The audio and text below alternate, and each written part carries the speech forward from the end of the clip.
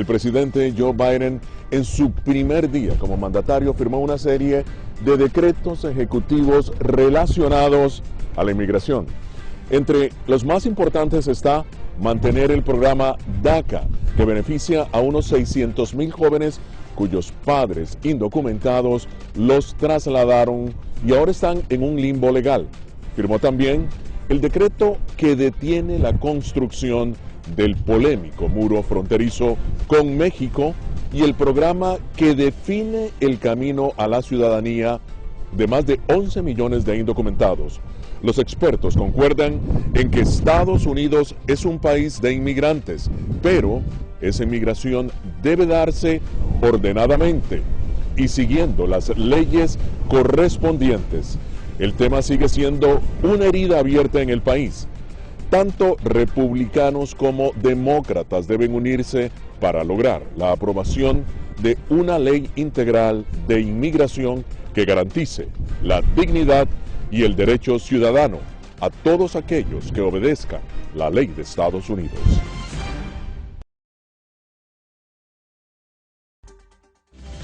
Dato curioso, la población inmigrante que reside en Estados Unidos alcanzó la cifra récord de 44.8 millones de personas en 2018, lo que representa el 13.7% de la población total del país. Esta población inmigrante se ha cuadriplicado desde 1965, fecha en la que entró en vigor la Ley de Inmigración y Naturalización. Aunque el crecimiento de la comunidad inmigrante comenzó a desacelerarse en los últimos años, se prevé que su número se duplique para 2065. Esta legislación tiene como objetivo sacar a 11 millones de personas de las sombras y brindarles un camino hacia la ciudadanía. Era el senador Bob Menéndez quien lidera el proyecto de ley de inmigración en el Capitolio. Para analizar estas ambiciosas iniciativas, nos acompaña hoy en foro María Trina Burgos, abogada de inmigración, y Ariel Ruiz Soto, experto del Migration Policy Institute aquí en Washington. Les pregunté si las políticas de inmigración de Biden cumplen las expectativas. Sí, por supuesto que sí. Así como el presidente Trump hizo las promesas de enforzar las normas migratorias y ponerlas mucho más fuertes y hacer el muro, el presidente Biden es como revertir todas estas políticas del presidente Trump y en estas ya últimas decisiones que ha tomado, el primer día pues que tomó las 6 órdenes ejecutivas en materia migratoria muy importantes y por supuesto entonces lo que viene para reforma migratoria en general como para determinados países, por ejemplo los venezolanos. ¿Concuerdas con María Trina, Ariel, en el sentido de que la política del presidente Joe Biden va por el camino correcto? La prioridad del presidente Biden en estos momentos es clara, es la inmigración al principio, también con la pandemia, y sí pienso que es una buena visión para el futuro. Esperemos ver no solamente cómo está la propuesta legislativa que que presentó, y más bien lo que tenemos que enfocarnos ahora es ver qué tan realista es ese tipo de solución. Sabemos que en principio todas las órdenes ejecutivas van a tomar un rol muy importante, pero para nosotros en el Instituto de Políticas Migratorias es entender cuál puede ser el impacto de en realidad la reforma que puede hacer y qué tanta resistencia puede tener en el Congreso. Entonces estamos pensando que es una buena visión de lo que puede llegar al futuro, pero falta mucho en los detalles para saber cómo sería implementado un cambio tal y como este. María Trina, sin embargo, estas son órdenes ejecutivas o decretos ejecutivos, no es una ley integral de inmigración. Ahora, ¿cómo ves la batalla en el Congreso?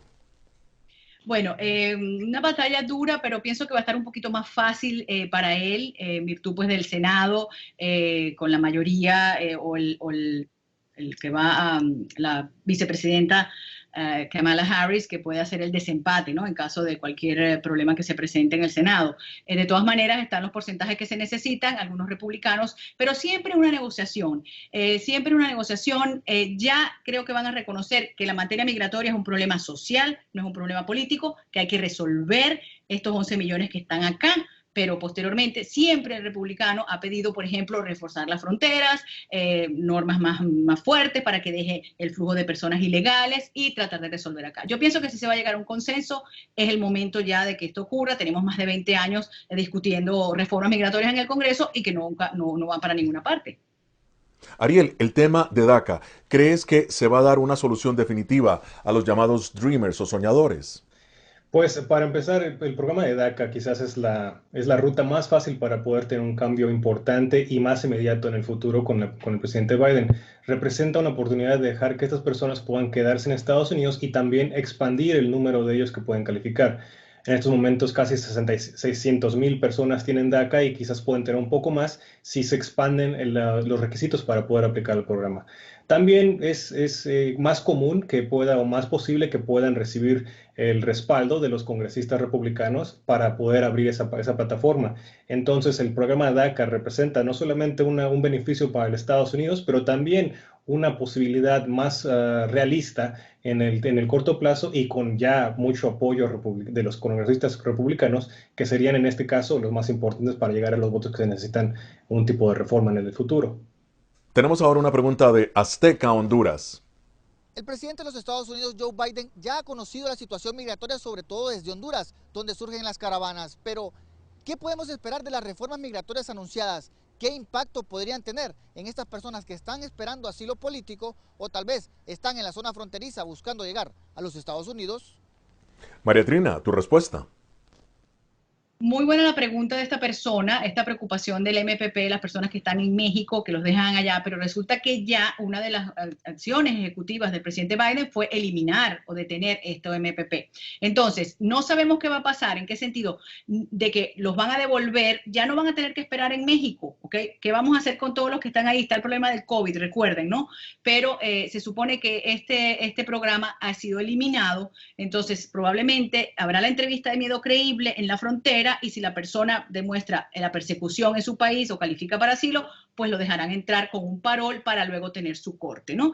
Entonces, pero la buena noticia para esta persona, pues, y para muchos extranjeros que vendrían por la frontera, es que el MPP ha sido eliminado. Ariel, sin embargo, muchos aseguran que esto está abriendo las fronteras a una inmigración no ordenada. ¿Qué lectura haces de esto? Es difícil de entender cuál va a ser el futuro de los flujos migratorios, pero entendemos que aún si se da un mensaje, como lo ha hecho el presidente Biden en estos momentos, que se va a enfocar en ayudar a los migrantes en Estados Unidos, sabemos que México, Guatemala, Honduras y otros países en la región están tomando más control migratorio para prevenir que puedan trasladarse estas personas. Aún si el mensaje sería en el corto plazo de que hay una oportunidad para que personas puedan volver a ingresar a Estados Unidos y buscar asilo en el país, en realidad, el control migratorio en la región va a tener un rol muy importante en cuántas personas en realidad llegan a la frontera. Como mencionábamos antes, es importante entender que los programas en la frontera como el MPP, pero también la orden para expulsar a personas migrantes en la frontera, va a seguir en el corto plazo y tenemos que ver qué es lo que sucede entonces para que en México, en Guatemala y en otros países se les dé un trato más, con una perspectiva más humanitaria a estas personas. En el corto plazo vamos a ver qué es lo que sucede y en el largo plazo ver en realidad qué se puede hacer para abordar las causas de esta inmigración en los países de origen. El 44% de los inmigrantes que habitan en Estados Unidos pertenecen al grupo calificado como hispano o latino. De esta comunidad, los mexicanos conforman el grupo más grande, representando el 24% de los casi 45 millones de inmigrantes residentes en el país. México es el primer país de origen de los ciudadanos extranjeros que viven en el territorio. Sin embargo, en los últimos años ha crecido la presencia de inmigrantes provenientes de Centroamérica y Asia. Está proponiendo una iniciativa de ley para regularizar a residentes mexicanos y de otras nacionalidades que están viviendo en Estados Unidos. Al plan de inmigración propuesto por el presidente Joe Biden, que ha prometido legalizar a unos 11 millones de personas indocumentadas. Continuamos el debate con María Trina Burgos, abogada de inmigración, y Ariel Ruiz Soto, experto del Migration Policy Institute, a quien le pregunté justamente cómo lograr la naturalización de más de 11 millones de indocumentados. Pues la propuesta de legalizar o poder darle una oportunidad a las personas, casi 11 millones de personas indocumentadas en el país, tiene que empezar dando la prioridad a las personas que más lo necesitan. En este caso, estamos hablando no solamente de las personas que tienen DACA o TPS y también quizás algunos de sus familiares, pero también las personas que son consideradas trabajadores esenciales en la economía. Quebrándolo de esa manera, este 11 millones puede empezar con 1 millón, 2 millones, 3 millones y así empezar a evolucionar lo que puede ser una reforma más importante. En el corto plazo es muy difícil ver que los republicanos en el Congreso van a aceptar legalizar a 11 millones de personas. Hemos visto en los últimos años que ellos piensan que no es la solución adecuada y los demócratas también. Algunos de ellos han dicho en el pasado que no se prestarían para una legislación que tiene tan siquiera 11 millones. En el principio sería empezar con esas prioridades, las personas que tienen DACA, las personas que tienen TPS y los trabajadores que son considerados esenciales, para que de ahí abrir una apertura a una legislación más amplia. María Trina, ayúdanos a entender esto, porque precisamente viene una caravana de aproximadamente 8,000 personas del Triángulo Norte. Pero, ¿cómo se pueden integrar estas personas a Estados Unidos cuando primero hay que legalizar a los aproximadamente 11 millones de indocumentados que están en el país? Sí, bueno, la parte de la caravana es una situación muy peligrosa también porque hubo como cierto malentendido en las promesas de Biden, porque de hecho los carteles que traen estas personas son ocupando al presidente Biden como que si me vas a dar la residencia cuando entre, ¿no? Entonces ha habido como una comunicación realmente muy peligrosa. Pienso que la frontera se va a detener allí, no los van a dejar pasar precisamente por eso mismo, porque entonces esto va a ser el cuento de nunca acabar. Van a seguir viniendo gente porque cada vez va a haber la esperanza de una reforma migratoria. Como muy bien lo dijo Ariel, no es fácil lo que tiene el presidente Biden con la reforma migratoria, pero pienso que la negociación, una de ellas es fortalecer la frontera. Otra cosa, las que están esperando fuera legalmente, los hermanos, las peticiones familiares, ¿por qué toda esta gente que está aquí, dicen los republicanos, que están aquí ilegales, los vamos a premiar cuando hay gente esperando legalmente como debe ser? Entonces también el Departamento de Estado puede conceder ciertas visas, dejar ese retroceso de fechas que hay. Entonces pienso que pueden llegar a una decisión que nos beneficie a todos. La parte de la caravana, pienso que hay que detenerla en la frontera porque estas personas no pueden pasar ilegalmente cuando tenemos que resolver los que están aquí adentro de este lado. El Triángulo Norte, una región que está creando presión migratoria en Estados Unidos. Ariel, ¿cuál crees tú que debe ser la respuesta para detener esa migración masiva hacia Estados Unidos? La respuesta más importante en el caso de Centroamérica es aumentar el apoyo y la ayuda que se le puede dar a Estados Unidos a la región. Estamos hablando no solamente del dinero que ya se le ha dicho, que dijo el presidente Biden durante su campaña, que son 4 billones en Estados Unidos. Entonces sería ese monto no solamente apropiarlo solamente para los años que vienen, pero pensar en una visión más lejana. Este tipo de problemas no se va a solucionar en años, se tiene que solucionar en décadas y para eso tenemos que tener un acuerdo más importante, más regional y también involucrar a México y a otros países para que sí aborden ese tipo de casos que les está llevando a los migrantes a irse de sus países, incluyendo especialmente a Honduras, y solucionar y entender qué es lo que se puede hacer para incrementar la visibilidad de las instituciones ahí para que puedan brindar más seguridad, menos violencia y también una mejor oportunidad para que se queden ahí. Haciendo las dos cosas en los países de origen y también en México y en Estados Unidos, pienso que sería una mejor solución que, por ejemplo, algo solamente legislativo en Estados Unidos. Tenemos que entender que la región es una sola y que cualquier cosa que suceda en Centroamérica va a afectar no solamente a Estados Unidos, pero también a México. Tenemos ahora una pregunta de BPI TV, Venezuela. Su propuesta migratoria ha sido calificada como una amnistía para personas que ingresaron ilegalmente al país. De hecho, algunos senadores republicanos se oponen. ¿Para usted es una amnistía? ¿Y qué mensaje manda a otros migrantes que planeen cruzar la frontera? ¿No han considerado que se corre el riesgo de tener a millones intentando cruzar para obtener el mismo beneficio? María Trina, tu respuesta.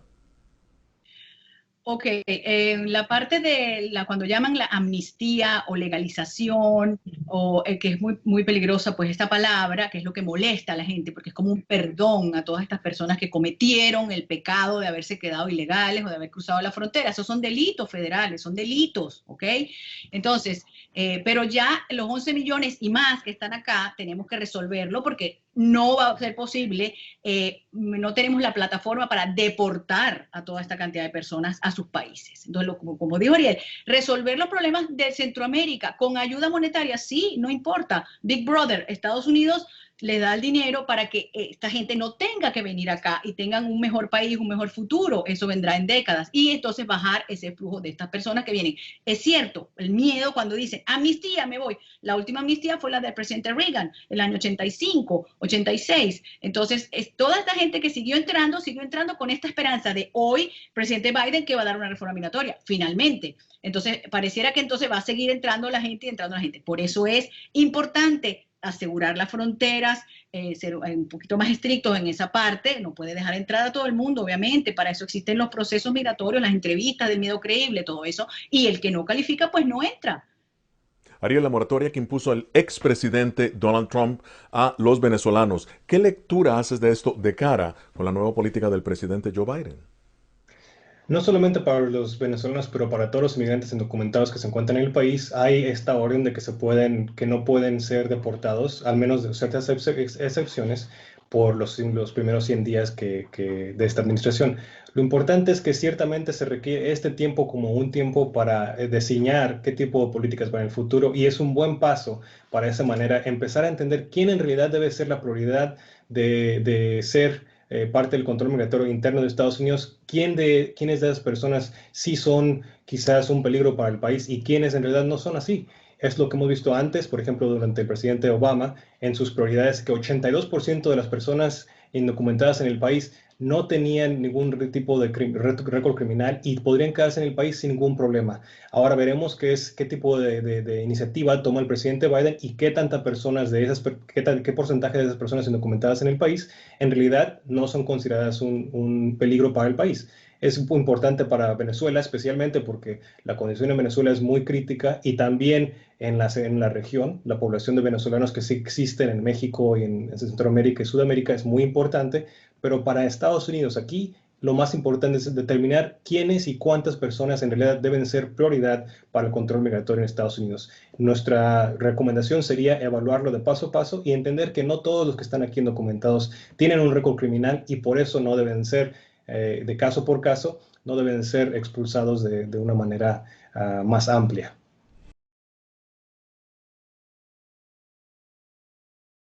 La edad de la población inmigrante en Estados Unidos ha cambiado conforme a sus países de origen. Según estadísticas del Centro de Investigaciones Pew, en 1960 el mayor número de inmigrantes oscilaba entre los 65 y 69 años. Sin embargo, en 2018, este grupo etario cambió a un promedio de 40 años. Los inmigrantes más jóvenes son los provenientes de los países de América Latina y los de mayor edad provienen de Europa y Canadá.